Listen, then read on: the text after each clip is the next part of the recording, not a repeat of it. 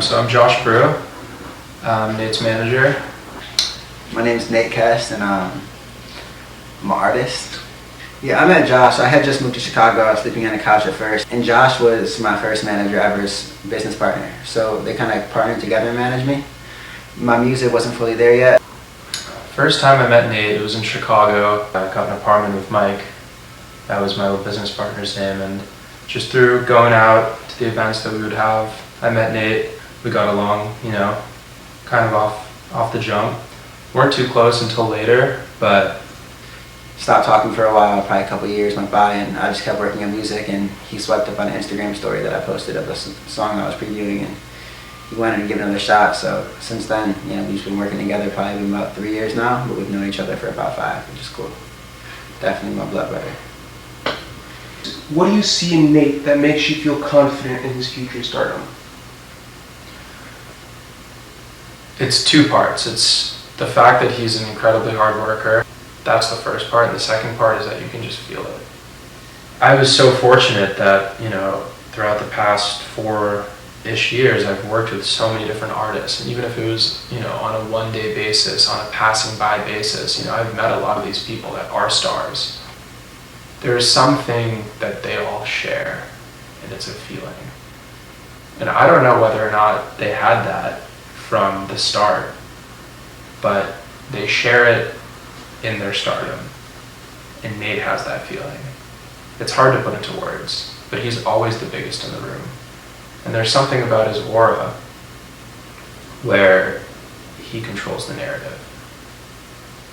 I think that if we can couple that with all the art that he's created, if we can push that with good marketing and gain that fan base, that power, that energy that he has, you know, it's the X factor. Action!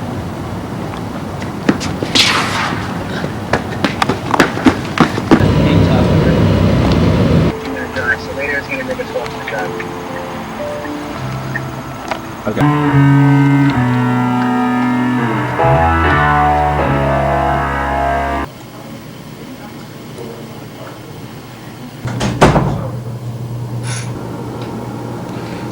One more time, faster, there and back. This actually can't hide shit.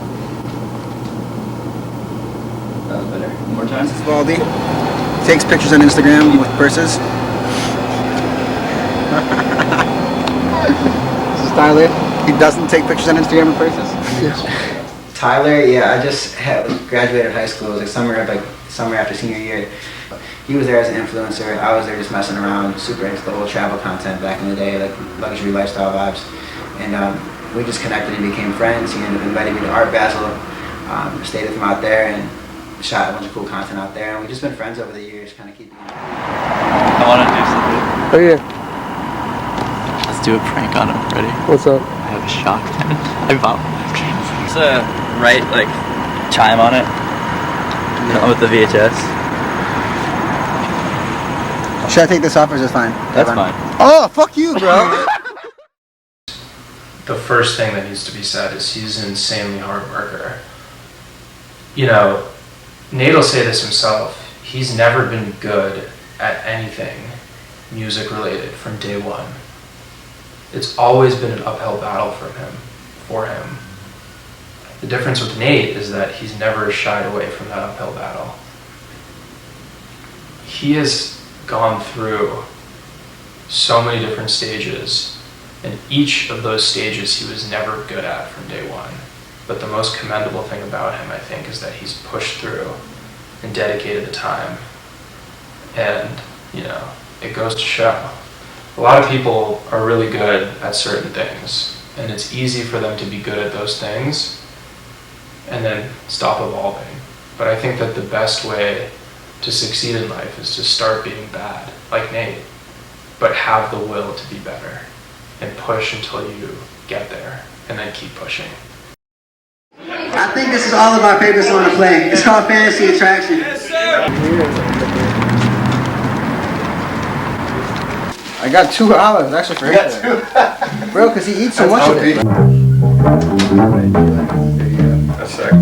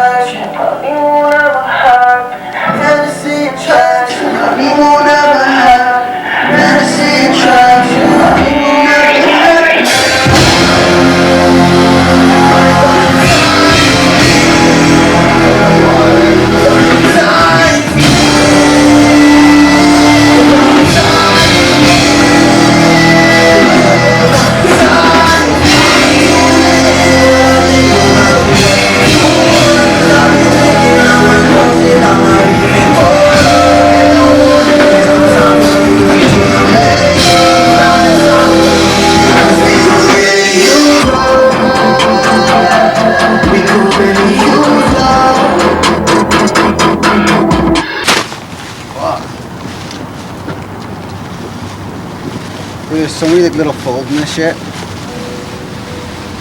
But look. Explain to me Breathe or Die and the story behind it. Breathe or Die. It's really simple. Like, I grew up in a yoga family where like my dad teaches, my uncle teaches, my grandfather teaches yoga. Like everyone in my family teaches yoga, and constantly like it's all about the breath, the breath, the breath, the breath. But I want to take this opportunity. We're all gathered here together. The last song we played was called Breathe or Die, for us all to take a deep breath. So everybody, in the next few seconds, take the deepest breath you've taken all day. Inhale, filling, and exhale, let it all out.